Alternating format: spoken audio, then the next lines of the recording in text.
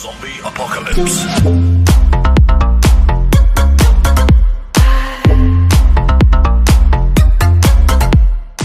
Hey, what's up, guys? It's Pat Voss. This is the Honesty Podcast. Welcome back. You know you can catch my vlog series 5 days a week, Monday through Friday. And, of course, you have an interview series on patreon.com/Honesty Podcast only, and my Q&A session on Sundays. And thanks a lot to Amir Tubod Gray from That Great Guy and AmirGrayMusic.com for cutting the intro for the Q&A session, and my father, Ed Voss, for cutting the vocals. But today we're settled on another interview special Saturday. It's anchor for Channel 23 in Rockford. It's Whitney Martin. How are you doing? I'm doing wonderful. How are you doing? Good. I'm really liking the way these interview series are going, and I'm getting a lot of great specials going. And of course, Honesty Podcast on Patreon is the way to reach me. But I will make sure that each interviewee has their own YouTube link they can share on social media, and that's how I do the show. So. Oh, cool. Okay. Well, yeah. Today is National Chocolate Cake Day, so we've been busy eating cake here in our newsroom. I wish I would have known that. I've been hungry all day for something. Might as well have done that then. Yeah. So, for those of you that are in Honesty Podcast land out there listening, what is it that you do, Whitney? So I'm a news anchor here in Rockford. I started here as an intern when I was 18, and I've been here for the last 10 years. So I've been I'm a news anchor here, but I've been here for 10 years in various positions: photographer, reporter, weekend anchor, and now I'm an evening anchor here. I like that. I like that you've moved up through the ranks. You've worn all the hats. I like that. Now, did you go to school for this, or how did you get in to do this? So I went to Illinois Center for Broadcasting. I know you've heard of that before. Yes. Probably sounds familiar. And then, I interned here, and I basically begged for a job after. We have something here called our State Street camera, and it's a weather camera that's on one of our busiest streets here in Rockford. And I sent so many resumes to my news director that I thought about, one day I'm just going to stand under that camera and have a sign that says hire me. So when they take the weather camera, they're going to be like, who is this crazy girl? We at least get her in for an interview. But one day he finally gave me that call and started as a photographer. And yeah, time just went by very fast. Well, and I like that too. You mentioned ICB as well, and I know of Matt Abaticola from The Score. That's the guy that I first met, and he introduced me to Jared Payton. So meeting through these different folks and now, going to the school, that was different as far as other people that attended. Myself alone, I didn't have the finances available to attend, but I was able to do my own podcast, my own show here. And then with the connections I'd made through people that I had just met around and at different conventions, now I started on the podcast road here. So for people that do go to school, though, and which is a great way to do it, and I highly suggest you go to ICB if you're here from the Midwest, or if you need to come in, definitely go to Illinois Center for Broadcasting. And of course, they now have their State Street campus. Yes. What would be one piece of advice you'd give someone trying to get into TV, television, or radio, like entertainment as a whole? You'll hear no a million times, and that's the biggest thing. Do not accept no. I came in, I actually had a job interview, or it was a job fair through Illinois Center for Broadcasting, and I remember I saw my current news director there, and I went up to him, and I felt like he was very disengaged at the time. He was busy, he was there, he was trying to find employees, and I'm over here like, hey, look at me, please hire me, bring me in for something.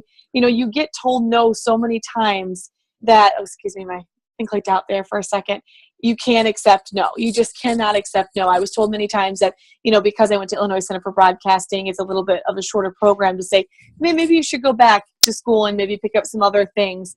And if you work hard enough, you can do anything. And I will be the first to tell you that. It's so important. I wanted to be a reporter. I wanted to be a news anchor, but I started here as a photographer. And that was the biggest blessing in the world, because you work your way up and you know how to do every position. So you understand everyone's position here within a newsroom.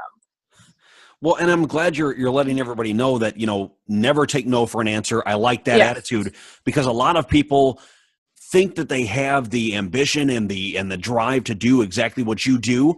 And then it turns out that they get 2, 3, 4 no's and they figure, okay, you know what, maybe this is not for me. And they leave, and something they could actually make a career out of.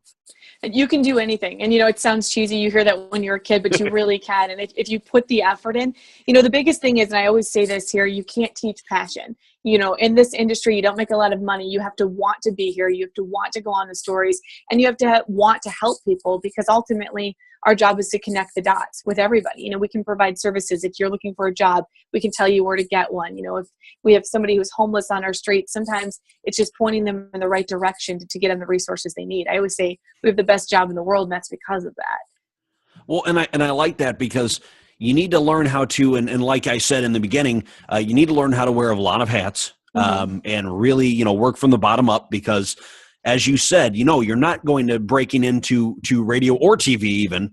You're not going to make a lot of money. It's not going to be about making $1 million and being the next John Madden, right, on TV.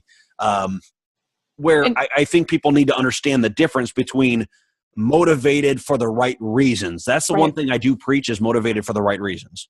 And it's funny too, because I started here and things are so different now, because we would worry about the 5, 6, and 10 newscasts. Well, now everything is urgent. You have social media. People want to know what's going on in their neighborhoods right away through Twitter, Facebook, Instagram. So there's more demand to get that information out. When I started, I remember I used to wear a fire pager, which is almost unheard of now. And when it would go off, I would have to go to a fire. So if I were, maybe I was out with family or something at a restaurant, if that went off, I would have to go. And I remember one time somebody was setting fires just throughout our community. So I would go home, maybe go to bed, and then get right back in the car and go. And I tell you that because, you're tired. You carry a lot of gear. It's very strenuous on you, but it's all worth something in the end, because you're putting that time in and you're putting that effort in.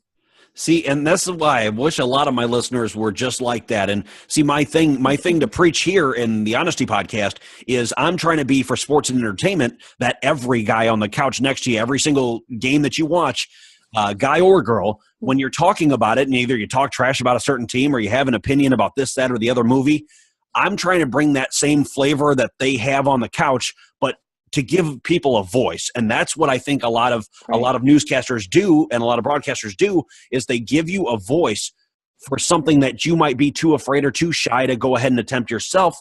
So I'm not saying that you shouldn't attempt it, but I like that people like yourself do give those people a passage and a way to speak. Yeah, thank you. And that's a good way of putting it, is being able to give them that platform to have a voice in something. And I think that that's one of the most important things that comes with our job.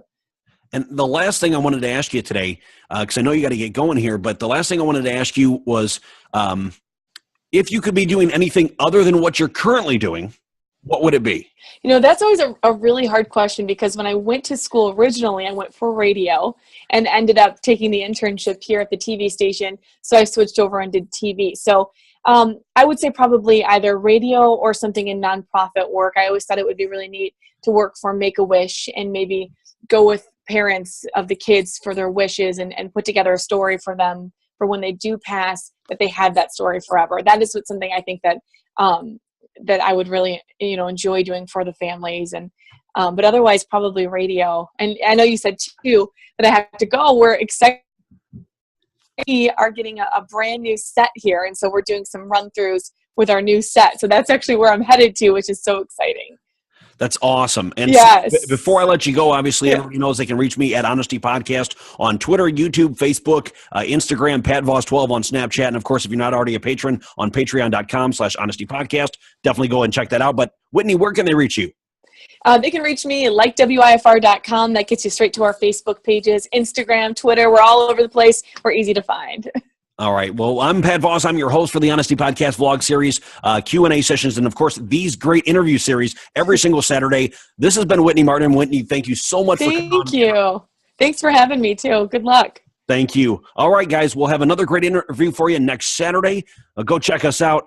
Honesty Podcast on Twitter. I'll see you guys later. Tell me pretty lies, look me in the face, tell me that you love me, even if it's fake.